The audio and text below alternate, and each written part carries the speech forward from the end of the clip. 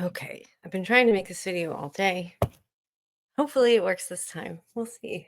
The internet went out, and then it's just been busy around here, so we'll see what happens. Um, but there's another Karen Reed hearing, and of course, my favorite doctor, Dr. Crosby, the dog bite expert, the dog behavior. I guess that's what they're going to say, dog behavioral expert. Um, Dumbass McGee came up in the motions hearing and his qualifications. And of course, Brandon's like, oh no, he's the best. He's got so many qualifications, super qualified, super qualified.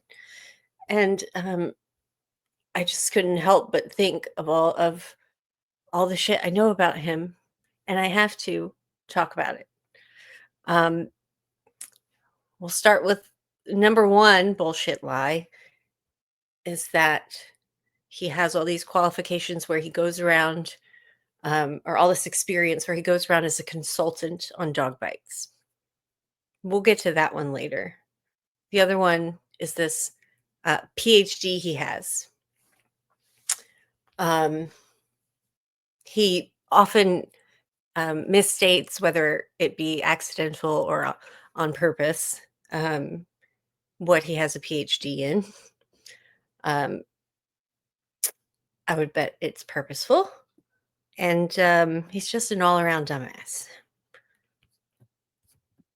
But we'll start with the PhD lie. Well, he might have a PhD, but it's worthless. And you'll see why.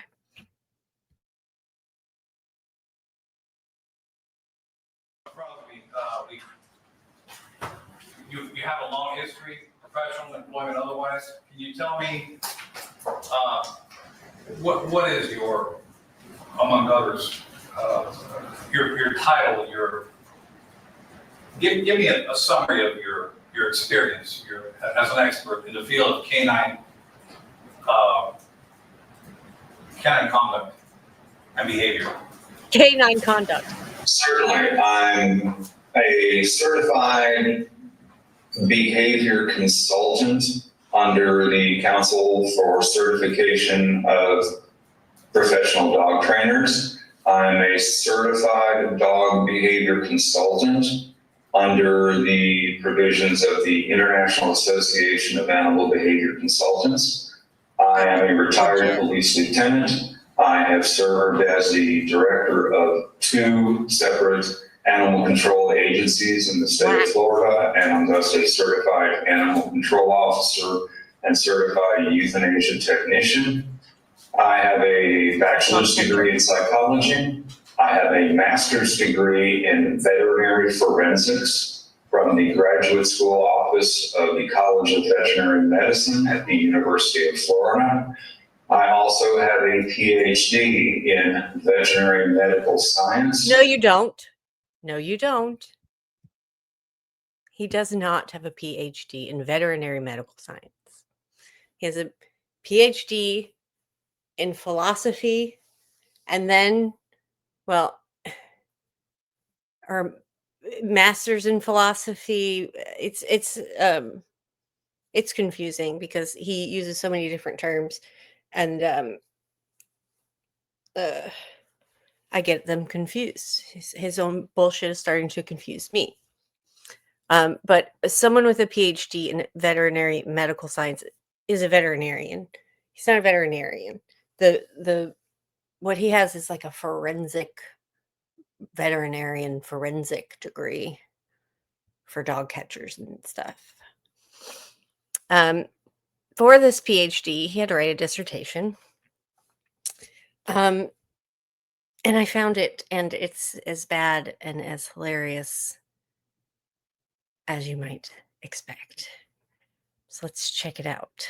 And we'll get back to this hearing later. It's great. I can't wait to see this guy, the Karen Reed trial. It's going to be amazing. Oh, he's such a dummy. All right. Starting to figure out how to use the Mac, but I'm still not the best. Ooh, there we go. That was better than usual. All right, here we go. Dog bite related human fatalities, a scientific study by James W. Crosby. A dissertation presented to the Graduate School of the University of Florida in partial fulfillment of the requirements for the degree of Doctor of Philosophy.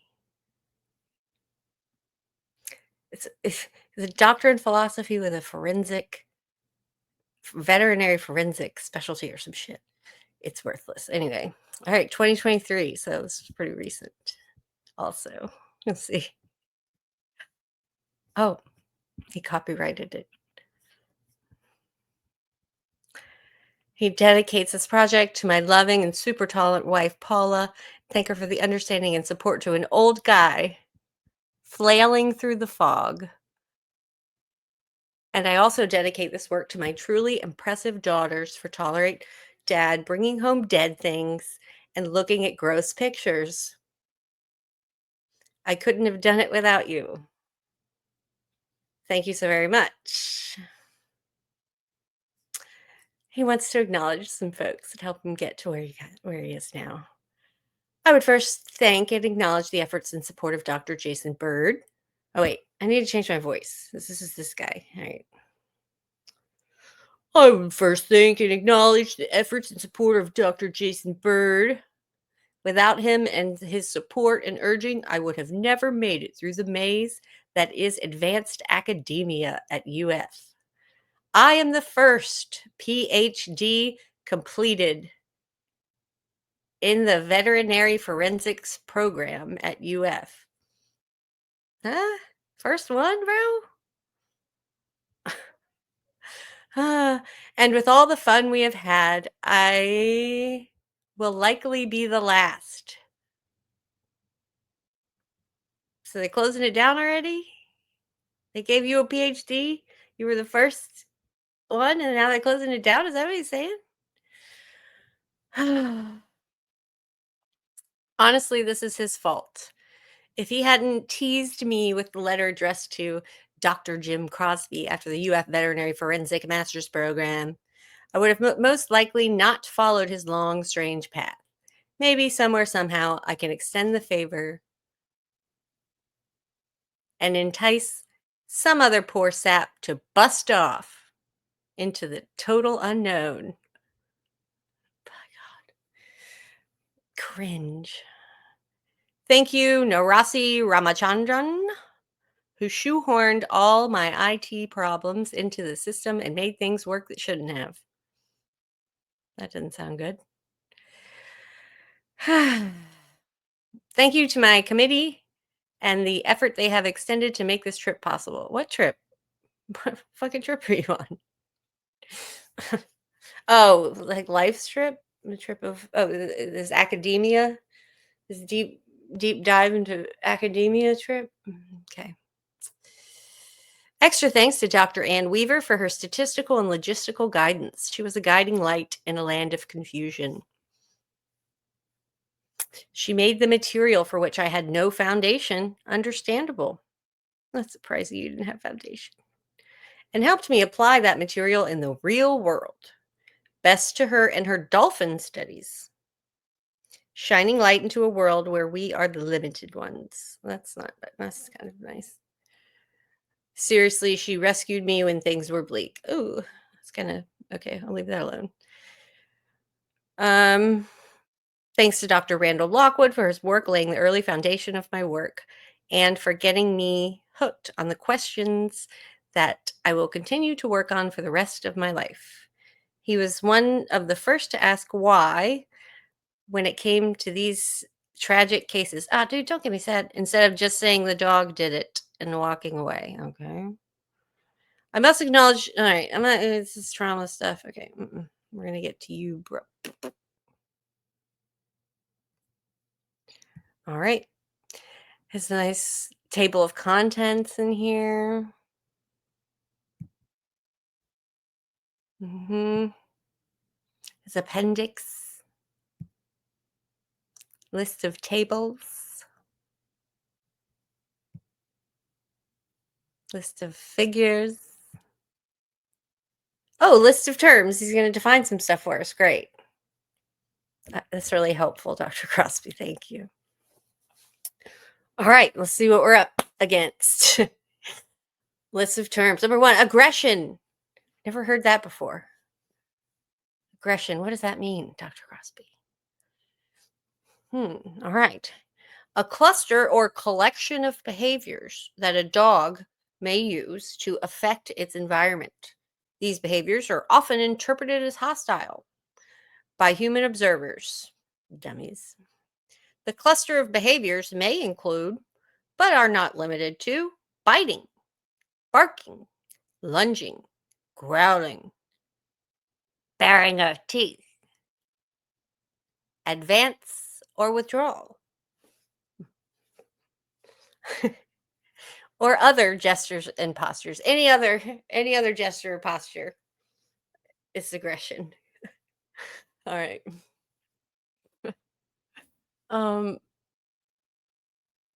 The individual behaviors in the cluster may be exhibited outside of an aggressive encounter and have additional purposes.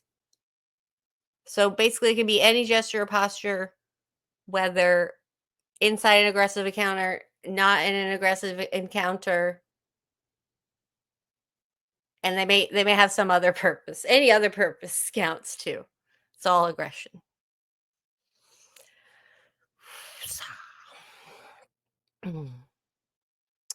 Purposes for which aggressive behaviors may be used are gaining space from a perceived purposes are gaining space from a perceived threat, outright defense, territorial protection, settlement of conspecific social disputes. He's got dogs out there in polite society mediating their disputes. I don't know what conspecific means. Probably he doesn't either. This is his PhD dissertation. Anyway, okay. Where was I? And or food production, among others. All right. Great. Crystal clear now. Thanks. We know what aggression is, according to Dr. Crosby. All right. Accidental fatality. Oops. A dog bite incident that involved, so it has to be a past, an accidental fatality. Okay. A dog bite incident that involved normal dog behavior at a level and intensity that would not have been expected to produce a catastrophic outcome, yet results in a human fatality. For example, a very minor bite that leads to fatal sepsis is an accidental fatality instead of a on purpose fatality, I guess.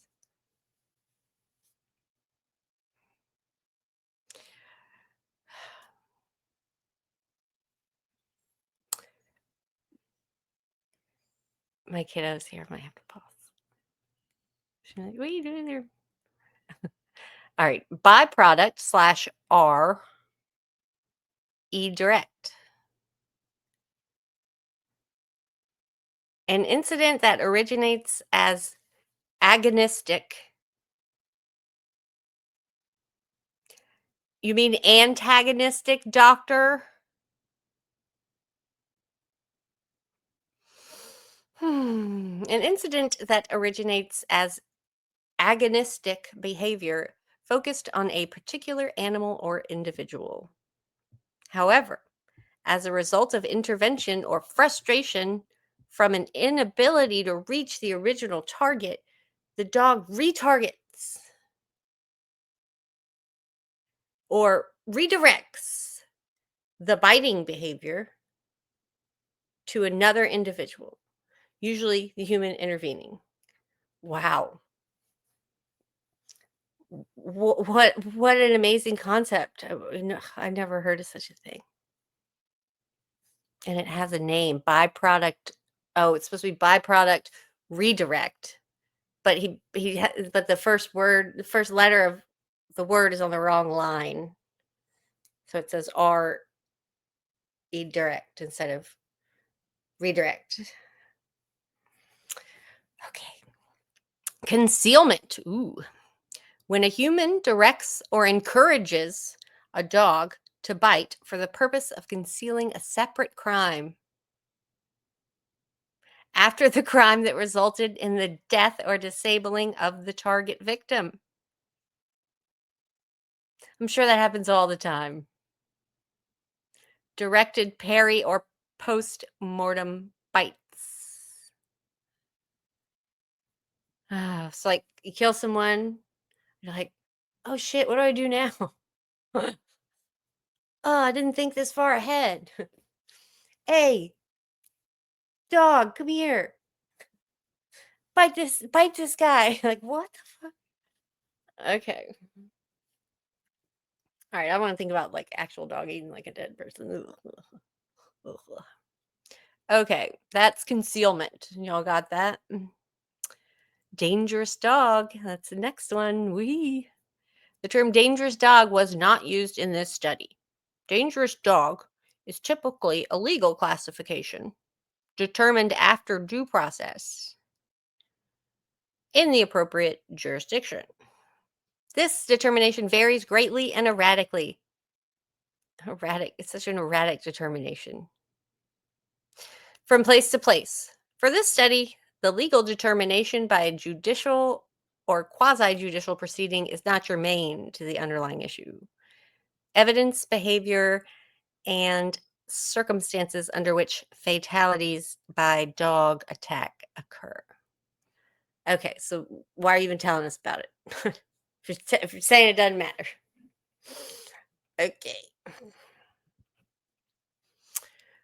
Defensive bite. Defensive behavior from a dog reacting to a perceived threat. The key is perception, not whether the threat may or not have been objectively a danger as seen from a human perspective. Okay. And I guess this is the next term. He forgot to put his space there in his PhD dissertation. You know, it happens all the time, I'm sure. PhD dissertations. Okay, directed. When a dog bite related fatality occurs that is the result of weaponization of the dog under the direction of a human. So this is like earlier we learned about redirect, I think. This is the direct, but we learned about redirect first, I guess. Makes sense. I need to stop touching my face. All right. When a dog bite related fatality occurs that is a result of weaponization of the dog under the direction of a human, a form of offensive bite backed by intentional human direction. A form of offensive bite backed by intentional human direction. All right. An injury. Oh, sorry. Dog bite. We should have learned that first. We're all talking about different kinds of dog bites. You don't even know what a dog bite is. Dog bite. An injury caused by the impact by or contact with a tooth or the teeth of a domestic canine. This includes laceration, contusion, avulsion, puncture, tearing, or other disturbance of the skin, any of those. A dog bite may also include injuries caused by pressure from the teeth or jaw of a domestic dog. Isn't that what you just explained? Is he trying to say that a dog and a canine are different because you use dog and canine in the same? Okay, bro. DBRF. Dog bite related fatality. Well, now we know what a dog bite is, so that's good. Now we'll learn about the related fatalities, but not an accidental one, because we already learned about that one before we learned about what a dog bite was.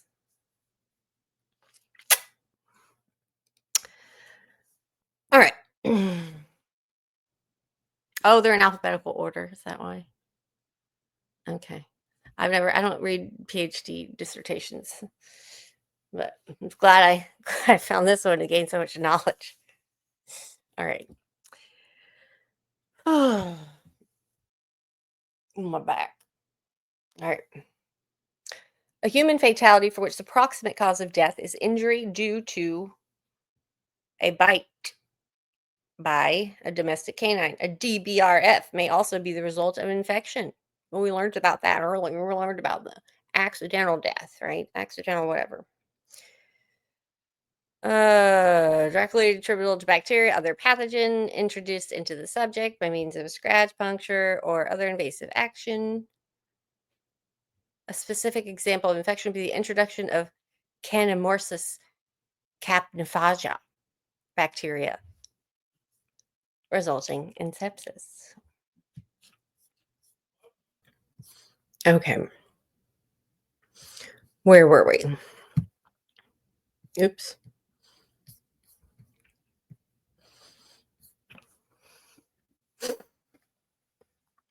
All right. Had enough of your weird explanation definitions, Mr. Crosby. I'm not going to call you doctor anymore. There's no way they need to strip you of your PhD. It's like having a PhD is going to mean literally nothing. If this guy has a PhD and this is his dissertation, you'll see more later, but it's just. Oh, but he was the first one, so at least according to him. All right. Where was I? DBRF. Fucking dog bites. Yeah. Okay. Got it. Facilitated. I think we know what that means. And let's just read it. An incident that was a result of some human either acting in a manner that established behavior from one or more dogs that a reasonable person would recognize as likely to result in the injury or death of another person or themselves. To persist or fail to remediate such behavior. In a facilitated incident, the responsible human did not target a specific victim, but set the stage for the incident. Homicide, the killing of a human being. There are several types of homicide. Oh my God, this is his PhD dissertation.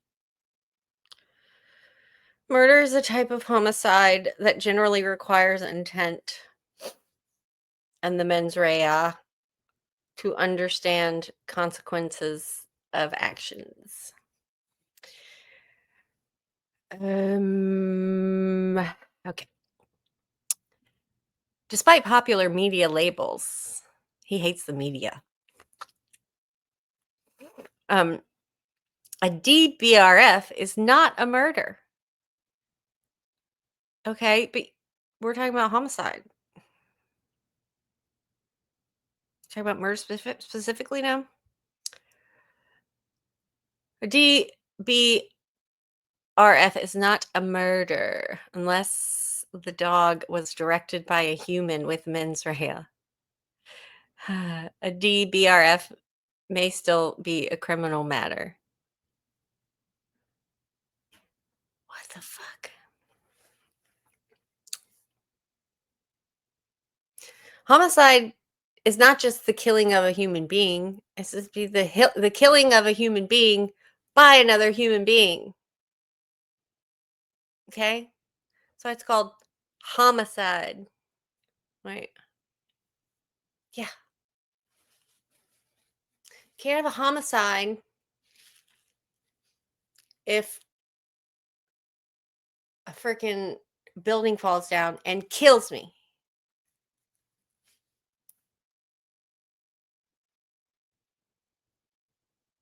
You can't have a homicidal dog. That's what he's trying to say. That you can ascribe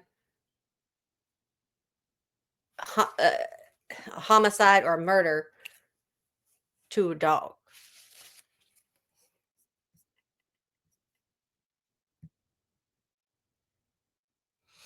But see, he probably likes that better because he doesn't want to use dangerous dog because that's no good. So he's going to go with murderous instead.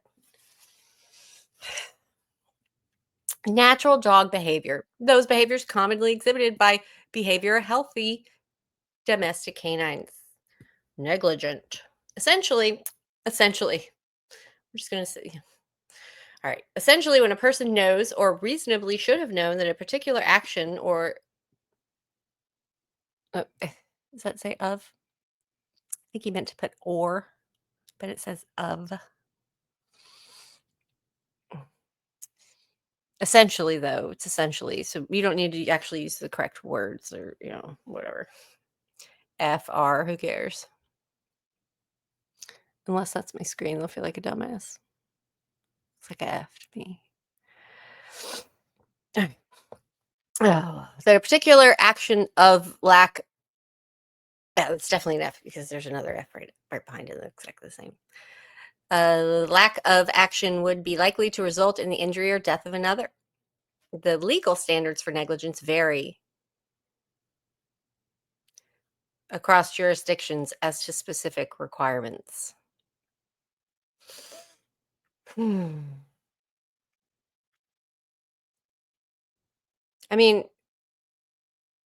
yeah, but why is he even? All right, never mind. Negligent. Okay. Offensive bite. Contact between a dog and a human target. So it has to be a target. Can't be an accident. That involves a dog closing space between it and the human and then engaging the human with its teeth in a bite. Ah, that's an offensive bite.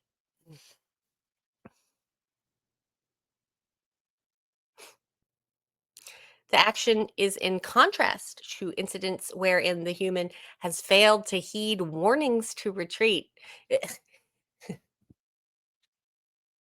and continues to close the gap. It's in contrast to that.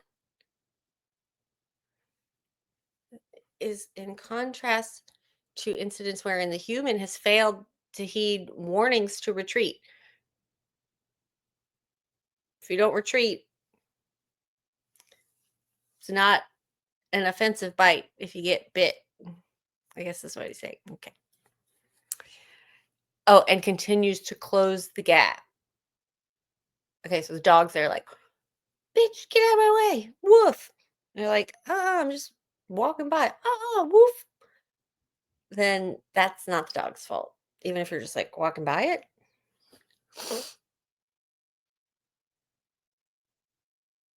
Yeah, if you get in the dog's personal space.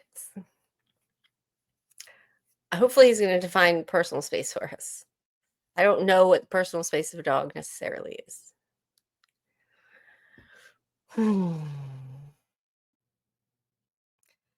A DBRF resulting from violent behavior exhibited by a dog that is disproportionate to the level of a trigger. Oh, sorry, I didn't read the word pathological. The dog's behavior was triggered by what would usually be a minor trigger. He like totally overreacted. Overreacting dogs, pathological, negligent, murderous canines.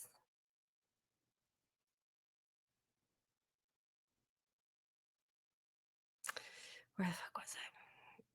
The dog's behavior was triggered by what would usually be a minor trigger. The violent behavior persists for far longer than the circumstances would dictate. They stay mad. And or is resistant to intervention or interruption by methods that would usually be successful in deterring the dog. Bitch don't want to hear it. She's going to stay mad and you better back up. All right, got it.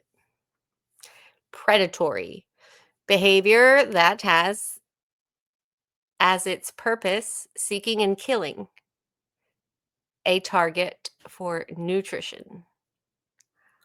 This behavior usually follows the canine predatory motor sequence in part or its entirety. We don't know what that is yet, though. Okay. predation is usually silent in canines and lacks warning to the prey. Sneaky, sneaky bitches. Redirect. We already did that. We did that.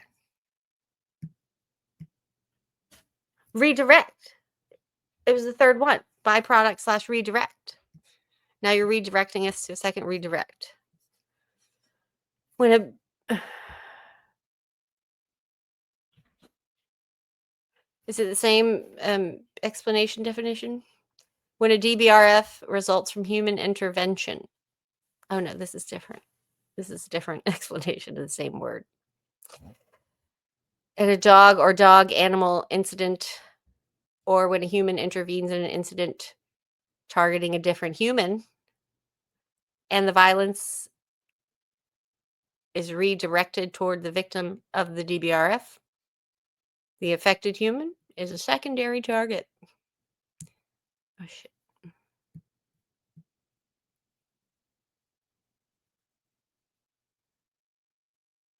Oh, this one must be the byproduct of the redirect.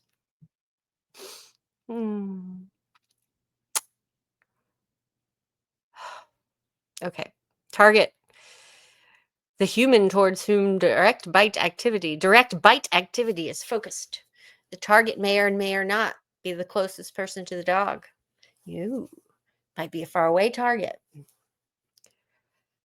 A human may become a target if an initial target, such as another animal, becomes inaccessible. See byproduct / redirect. Wow. Okay. Brought that back around with target. Whew. All right. We got through that part. I don't think I can read much more of this today, but we must get through the whole thing because it's very important, I believe, that we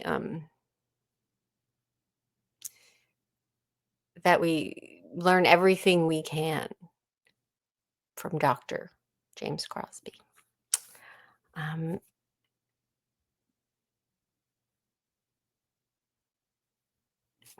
Yeah, I'll end it there. Maybe we'll watch a little bit more of his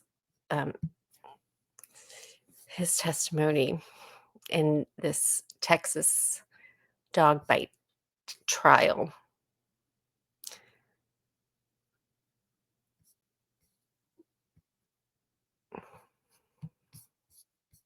Just for funsies. We need to relax our brains and let him just teach it to us so we don't have to read, because it's like a lot of very good info here that we're learning.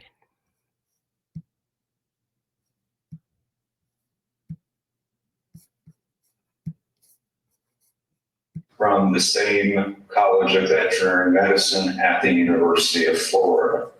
I have been accepted as an expert in dog bites, dog aggression, dog training, fatal attacks on humans by dogs, under which umbrella, if you will, I have personally been on scene and assisted directly in the investigation of more fatal dog attacks on humans than anybody I've ever heard of, both in the He's never heard of anyone else more than across Europe and Asia.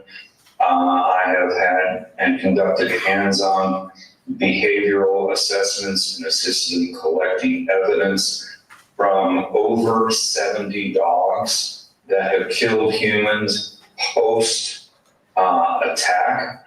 I have been accepted as an expert in several cases in the state of Texas on dog aggression, dog behavior, and dangerous dogs and interpreting dog bites, including having been on scene to assist in the physical investigation of a fatal dog attack in Willis, Texas, which is Montgomery County, back in 2016. I've attended with medical examiners numerous human autopsies of the victims of dog attacks. I've also investigated and participated. Bullshit. Medical examiners are not calling you up to come to the autopsies of fucking dog bites. Bullshit.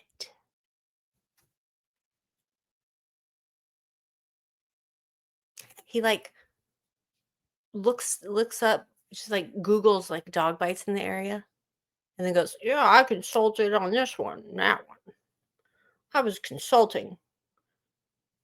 You can't find he names these like court cases. I found technically 3, and the first one was a complete joke. But we can go over that one later. There's just so much on this guy. So much great stuff. In the investigation of thousands of dog bites that were not fatal. My database of fatal dog bites, on which I base my PhD research, is in excess of 700 cases just in the United States.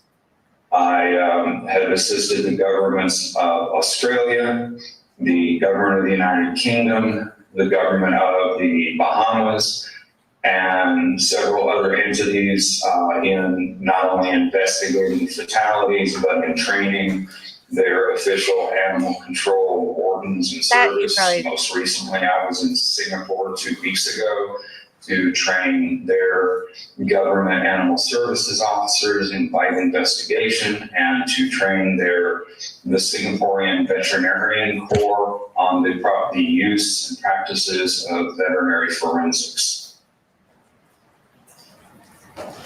Okay. And Your Honor, I believe the state is not objecting to our presenting Dr. Crosby as an expert. We're not objecting. Can I be here?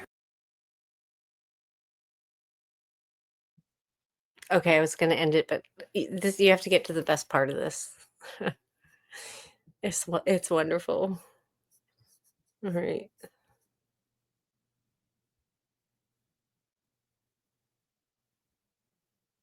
Here we go. I think. To minimize the danger of the dogs before they're returned to the owners. Once a dog reaches sexual maturity, the value of spay or neuter on behavior. Thank you, that's better. I don't know how far you can see in that. I see you. There we go. Okay, Dr. Crosby, I would like to talk to you this afternoon a little bit about what you just testified to with Mr. Aristotelides, and then I be sufficient, even if desexing were sufficient to prevent or change aggressive display behavior. That wouldn't be long enough for those hormones to have abated, especially since the dogs were returned to their home according to testimony the day after the surgery. There would have been no appreciable change. In fact, the dogs the day after surgery would, according to my experience and working with my own dogs, they have still been suffering the effects of my dog's back.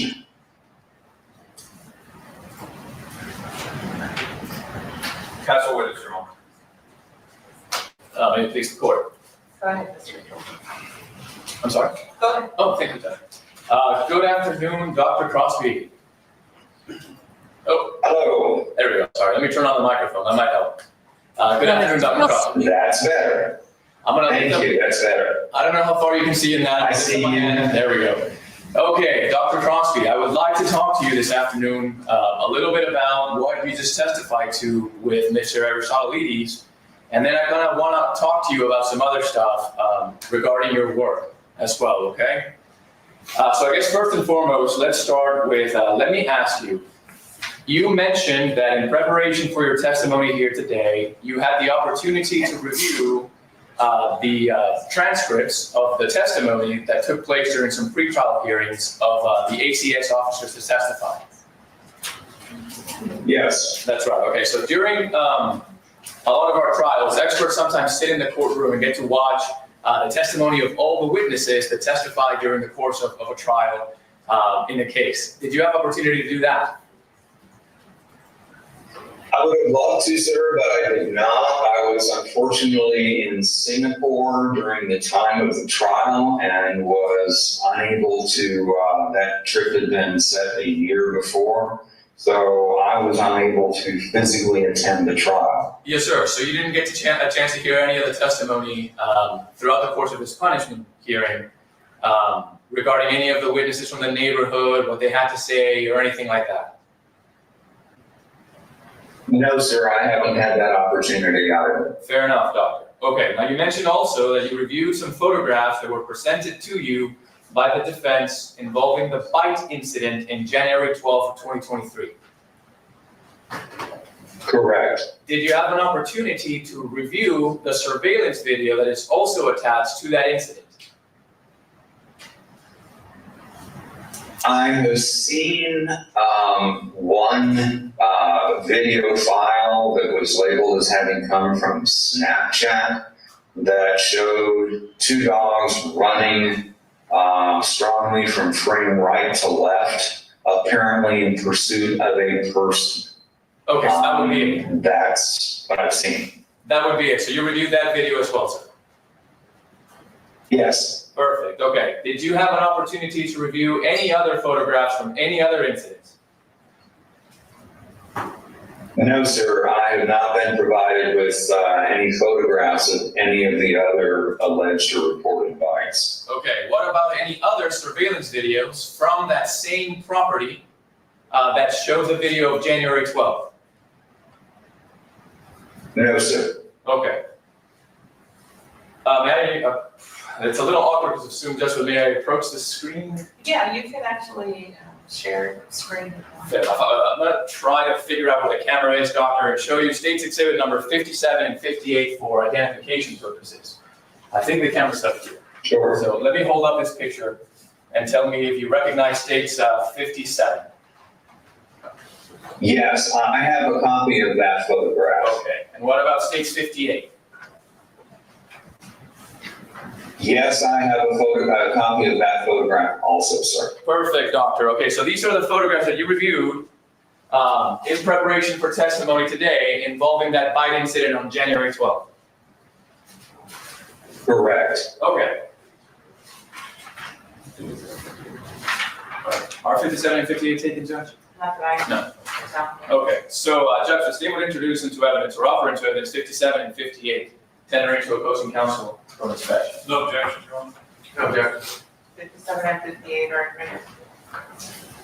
Okay, doctor, so let's talk about these photographs. On stage 58, the one I was holding up that has the man with the armband, essentially, those bandages around his upper right arm. Yes, sir. Did you state that you were able to perceive any injury that is visible in that photograph? No, sir, and I'm looking at my copy of the photograph right now. I can see the lower blue vet wrap, if you will. I'm not sure what they call it in human medicine. So he testified earlier that he could see injuries on this man. The injuries are wrapped with like medical tape gauze. And he's like, oh yeah, I see a bite there, I see a bite there. He'll just say anything.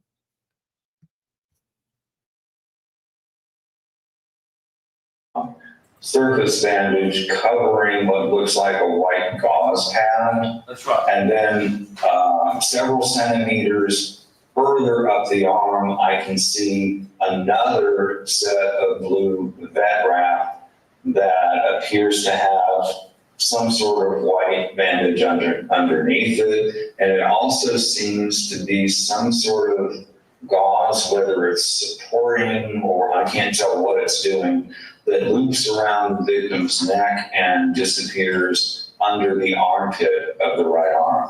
That's right, doctor. But we cannot perceive any surface wounds, their depth, their severity in this photograph as it appears, right? That's correct, which is why I said projecting that if the bite on the arm was equivalent, if you will, to the bite on the leg, then that would make it a level 5. Otherwise, the bite to the leg appears to be consistent with a level 4 bite. That's right. Okay, Doctor. We're going to talk about the levels as well. But let's talk about Okay, Exhibit Doctor. 57. The one depicting the bite wounds to the gentleman's left knee area, right? And actually, I think that's actually his right knee. I think I misspoke earlier, but it's due to the angle, I can't see the foot, so I can't see which way it bends. But yes, I'm looking at that injury. Fair enough. Okay, so we The do leg. see 2 puncture wounds on that image, Doesn't matter. from what I can tell. Actually, we see at least 2 puncture wounds and some shallower puncture and withdrawal tearing wounds surrounding those, and what appear to be a couple of less serious potential puncture wounds. So I count a total of 1, 2, 3, 4, 5, 6, 7 defects that would be consistent with contact from a domestic dog's teeth to human flesh. Fair enough, Doctor, and I do see that, right? So we have those 2 more pronounced bites, and then we have a total of 7 defects, presumably coming from a canine's mouth. Yes. Okay.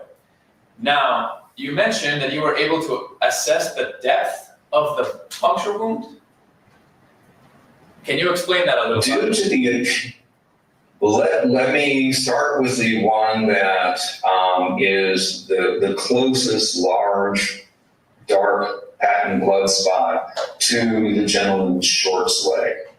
That appears to be a roughly circular or slightly elongated puncture type, or consistent with a puncture wound with some surface patent blood and some tearing of the surface tissues around it.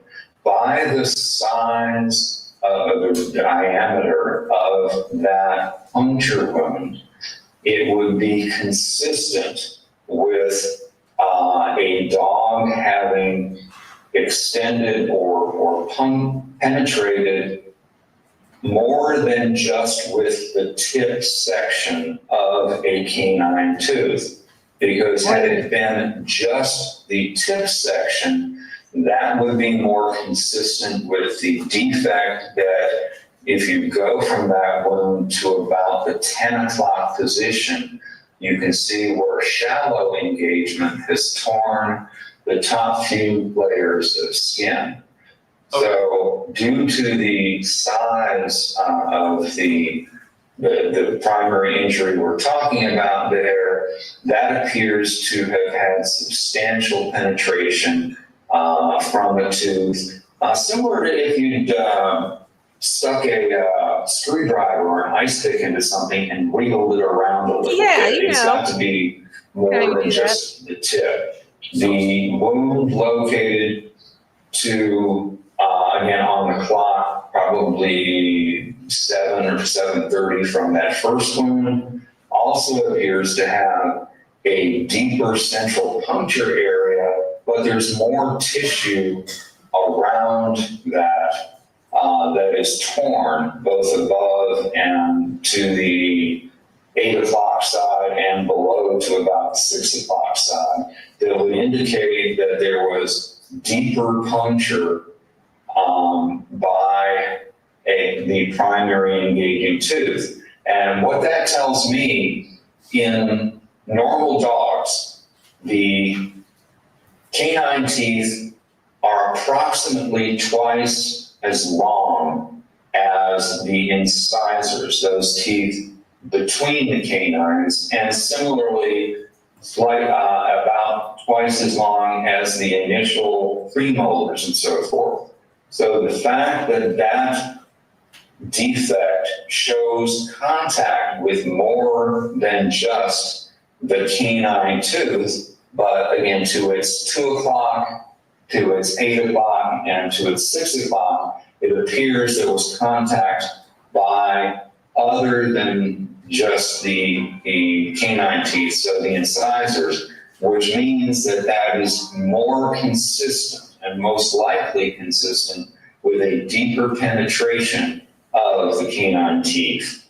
Okay, doctor, so let me ask, you use the term substantial, but I mean, I guess you're basing the analysis upon the external examination of the single photograph, I guess the characteristics of the bite as you can see it, to determine that.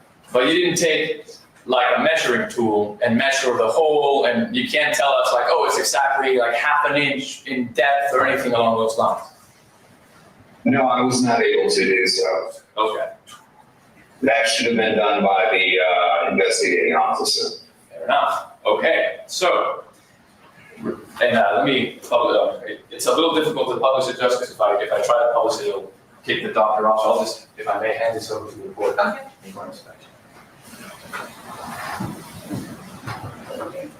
Okay. Now, you were talking about the level of the bites, doctor. You were describing something, I believe it was pronounced the Dunbar scale?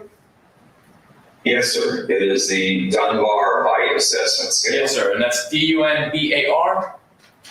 That is correct. Okay, outstanding. So Dunbar scale, and you characterize these as level 4, possibly level 5 on that Dunbar scale.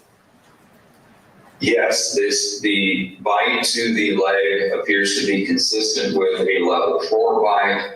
If the bites to the arm were also level 4s, that would make this a level 5 incident. Okay. Now regarding that, did you also say when you were testifying under direct by Mr. Aristotelides that San Antonio does not use the Dunbar scale? My understanding from Mr. Aristotelides is that San Antonio uses a general scale of minor, moderate, and severe, That's where right. a minor bite is essentially a scratch, or a moderate bite is one puncture, and where a severe bite is more than one puncture. Now, I've not seen a document from San Antonio that defines that. Fair enough. And you said that the Dunbar scale is one that is used, I guess, in several places in the United States. It's used in many jurisdictions, both locally and I've used it in federal court in multiple jurisdictions. And it's used in the UK, and it's used in Australia, and it's going to be used in Singapore. Okay. Do you know if any other jurisdictions in Texas use Dunbar? Yes. I know that in the cases that I have participated in Texas, including the fatality in Willis, a case where, behind the side, the case in civil Literally just court reading from of Villapongo versus Don Bell in 2019, and Travis County versus Hector Luis Guzman, that happened in, I want to say, Bahar County. No, I'm sorry, Travis County. And also in, I believe it's Bahar County, Texas versus Peter Scott Lucas. I know that I testified using the Dunbar scale in all 3 of those cases. Further, I've been contacted by and have actually taught Texas agencies in the use of the Dunbar scale. Fair enough, doctor. Now let me clarify something. I said you're saying Bahar, is that spelled B-E-X-A-R? Yes, that's my understanding of the proper pronunciation, sir. That's right. So that would be the Spanish pronunciation, right? So Bexar County, essentially. I think that's Bear in Spanish. I do speak Spanish, but Behar is not one of the words that I'm familiar with. Not to worry, doctor. So that would actually be here. This is Bexar County. Bexar County. Right, San that's Antonio. there. And the case I was referring to was actually in Travis County, because this case was Travis County versus Hector Luis Guzman. Okay. All right. Let's see. The Peter Scott Lucas case was in New Braunfels, and I'm not sure if that's Bihar County or not. I think it's Comal. It might be. That sounds familiar. But Okay. that was a circuit case for a homicide. All right. Now, doctor, you mentioned earlier, and the reason why I was asking about whether you had seen the surveillance video is I think during direct testimony, and I don't know if this was intentional, but I want a clarification essentially if we can. Is initially you were saying when the dog bit, the dog as in the singular several times on the January 12th, 23. So I wanted to be sure that we were clear that according to that video, there were 2 dogs involved in that incident. Right, that's why I said, or at least I meant to say, I thought I said the dog or dogs Fair enough. involved. Okay. Now, regarding the spaying and the neutering and why that is done, you told us that there was mixed studies as to the benefits or detriments, I guess if you will, of doing that, right? So I guess there's not a consensus in the field. There is not a consensus among the scientific data. It is very common among dog trainers, shelters, and so forth, and even veterinarians, to lead people to believe that spay and neuter is pretty much an instant and reliable remedy for aggressive displays or biting behavior. Okay. That's one of those myths that stays with us, and honestly, it's not challenged that much because anything to reduce the needless population or reproduction of dogs just because somebody thinks they need to is something that has good effects downrange. Okay, so safe to say, doctor, then you're on the camp that spaying and neutering does not reduce aggression. Yes, sir, based on my experience, because for instance, I have had people killed by spayed or neutered dogs. Sure. And so that by itself does not prevent anything other than reproduction. No, what Okay. you just said doesn't Even prove anything. Even if there is found to be an improvement, it would still have to be coupled with an aggressive and competent behavior modification program to try and rehabilitate those animals. Fair enough. But again, no consensus. Despite you being in one camp, there's no guaranteed answer to that question yet. No, there's no scientifically supported, valid, reliable consensus one way or the other. I got you. Thank you, doctor. Okay. Now, doctor, you must forgive me. I did just come to learn your name. I think it was last Friday for the first time. So over the weekend, I tried to soak in as much of your literature and as my uncle would call it, my uncle has a funny name for YouTube. He calls it YouTube University, right? So I jumped on YouTube and I tried to get as familiar as I could with your work over the course of the weekend. And there's some questions about it that I want to ask you, okay? Certainly. Okay, so I guess let's start first. I believe this was a situation that was going on in Aurora. They were debating some sort of statutes that would be I covered that breed-specific, in a kind of like previous legislation. Do you video. recall that? Transcript.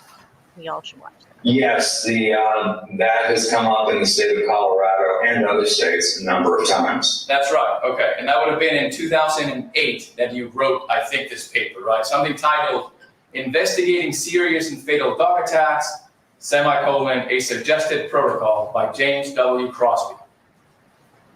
That's mine, yes. Okay, perfect. So let me direct your attention in that article, or that publication, doctor, to, I believe it's the 7 pages of 8. And safe to say that you are against breed-specific legislation. Safe to say? Yes. Okay. Now, despite that, there is a paragraph in that study where you specifically address pit bulls. Yes. Okay, let me read to you, because again, this is very difficult. If you were on the stand, I'd be able to walk up to you and kind of show you. So if I may, I'm going to read it out loud for you, and you can tell me about this statement. Okay, so and I quote, enter now the pit bull, and other breeds specifically selected by man to fight each other. These animals have several concerning behavioral differences from most other canines. When they fight, human intervention has selected for animals that do not turn off and do not stop fighting until one or both are dead. There is no surrender for these animals. A fully submissive body posture is no more than another opportunity for them to disembowel their adversary.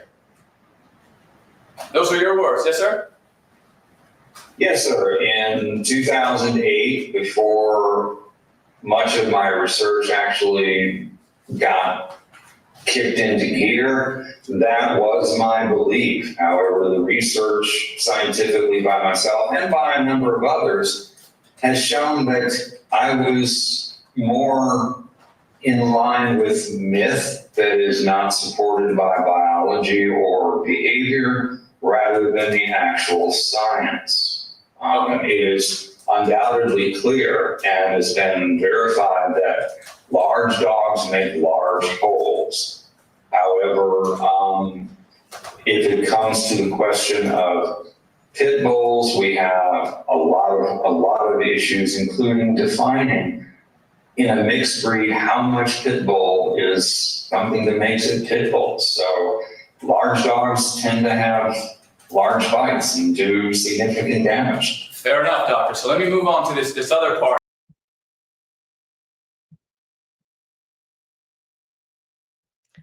Huh. There he is in all his glory. All right. Till next time, study up. It's going to be some difficult material we're learning.